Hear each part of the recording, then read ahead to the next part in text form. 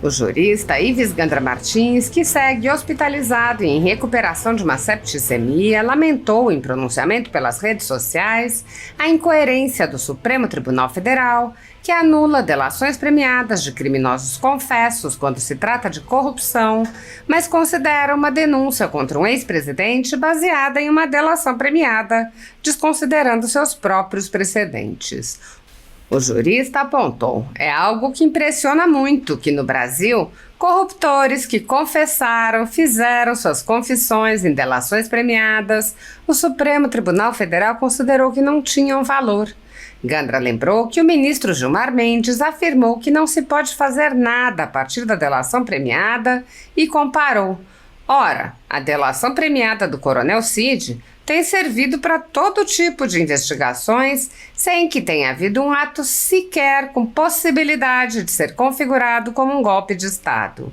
Ives Gandra Martins explicou: em primeiro lugar, o dia 8 de janeiro foi uma baderna. Como é que vai ter um golpe de Estado sem armas? Ninguém tinha uma arma. O jurista ridicularizou a descrição de grupo armado que considerou armas alguns estilingues e um batom, ridicularizando a classificação de que o batom seria uma substância inflamável, e prosseguiu lembrando que o próprio ministro de Lula, José Múcio, explicou que não houve golpe, e sim baderna. O jurista afirmou: como disse o ministro da Defesa, José Múcio, nós tivemos uma baderna, porque não houve nenhuma liderança no 8 de janeiro.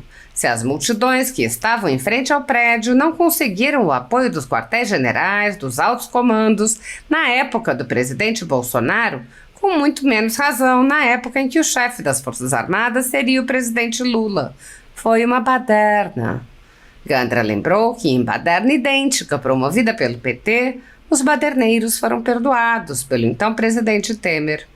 Ives Gandra Martins lamentou a anulação de investigações relacionadas à Operação Lava Jato, explicando: demonstra que a preocupação do Poder Judiciário com corrupção no Brasil é algo que não está na primeira linha. Tanto é verdade que em índices de corrupção o Brasil caiu, o judiciário brasileiro, da 80ª posição para a 107ª posição no índice que avalia a qualidade do Poder Judiciário em 180 países.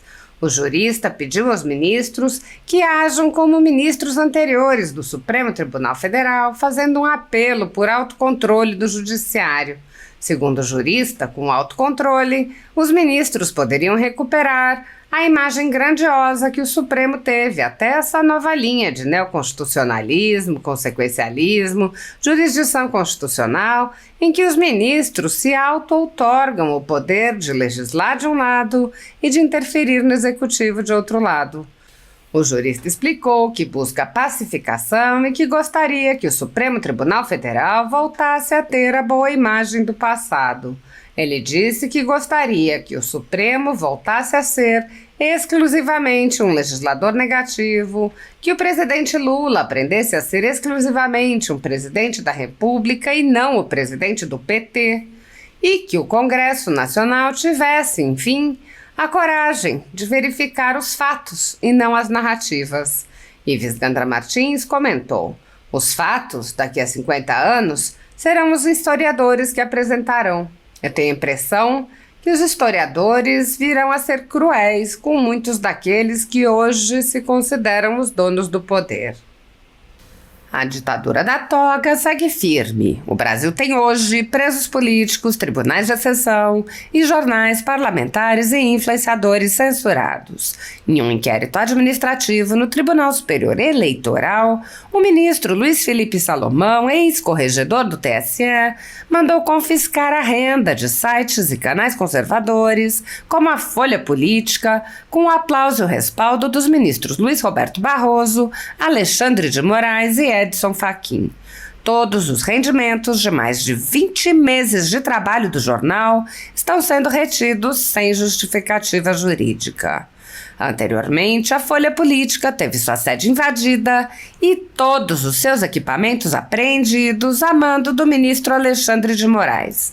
Mesmo assim, a equipe continuou trabalhando como sempre, de domingo a domingo, dia ou noite, para trazer informação sobre os três poderes e romper a espiral do silêncio imposta pela velha imprensa, levando informação de qualidade para todos os cidadãos e defendendo os valores, as pessoas e os fatos excluídos pelo mainstream, como o conservadorismo e as propostas de cidadãos e políticos de direita. Se você apoia o trabalho da Folha Política e pode ajudar a manter sua estrutura, cumprir seus compromissos financeiros e pagar seus colaboradores, doe qualquer valor à empresa Raposo Fernandes por meio do Pix, cujo QR Code está visível na tela, ou por meio do código ajude@folhapolitica.org.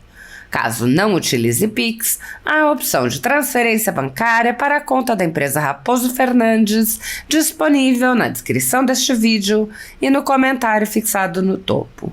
Há mais de 10 anos, a Folha Política vem mostrando fatos da política brasileira, cobrindo eventos dos três poderes e dando voz a pessoas que o cartel midiático do país não quer mostrar.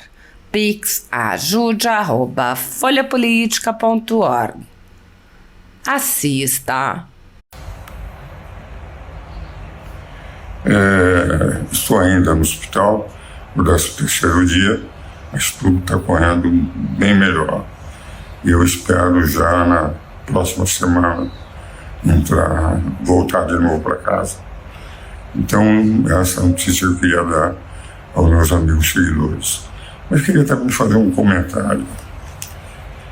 É algo que impressionou muito nas palestras e conversas que eu tive no exterior através do sistema online, é de que no Brasil, corruptores que confessaram as suas confissões por serem delações premiadas, o Supremo Tribunal Federal considerou que não tinha valor.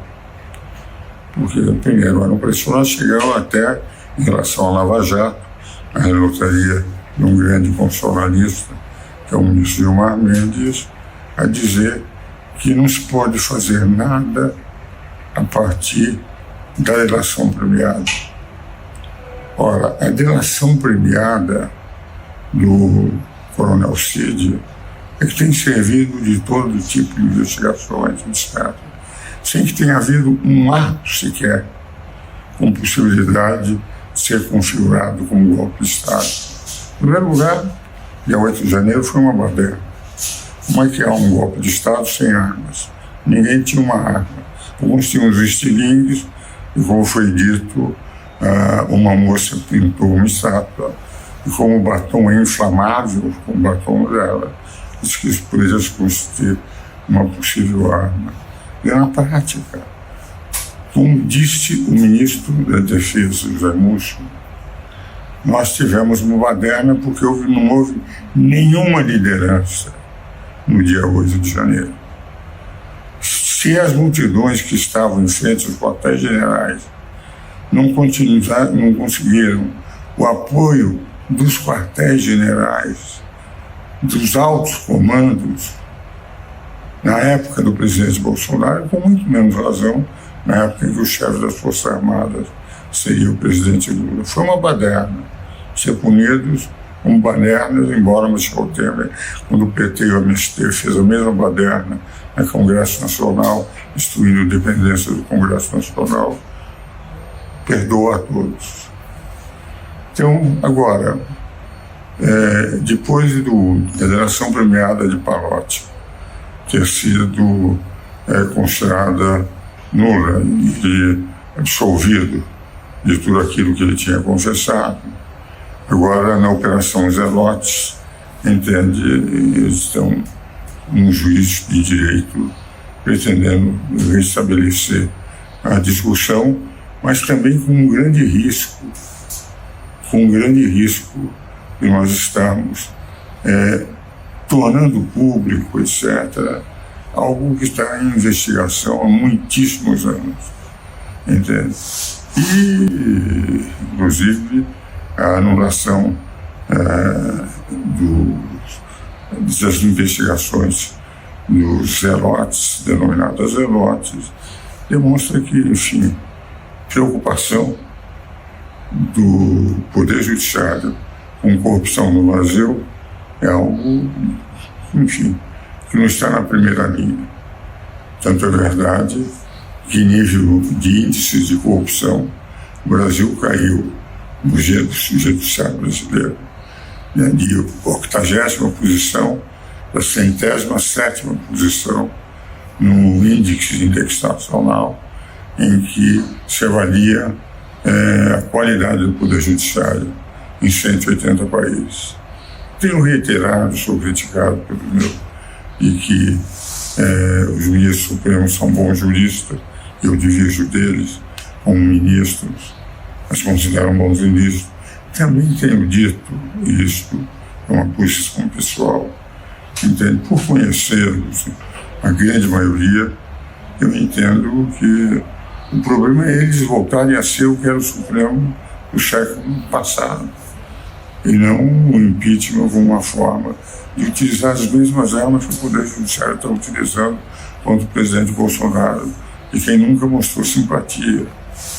Eu entendo que são bons juristas que fizessem o autocontrole, poderiam efetivamente voltar a fazer com que o Supremo agisse, como na época de Moreira Alves, Oscar Correia, Sidney Sanches, Elmar Galvão, Peluso, Nelson Jobim e outros membros de grande valor, que formataram os galotes, a imagem grandiosa que o Supremo teve até essa nova linha de neoconstitucionalismo, consequencialismo, jurisdição constitucional, em que os ministros se auto-outorgam o poder de legislar de um lado, de interferir no executivo de outro lado.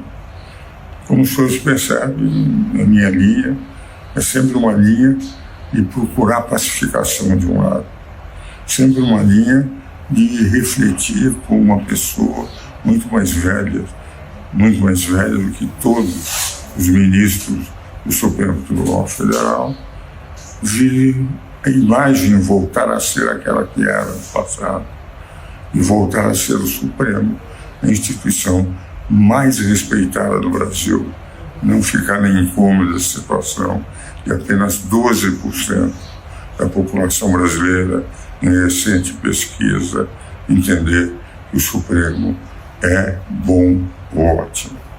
Enfim, são considerações que eu faço ainda do hospital, esperando na próxima semana já poder falar de casa, e que gostaria, até porque sinto assim,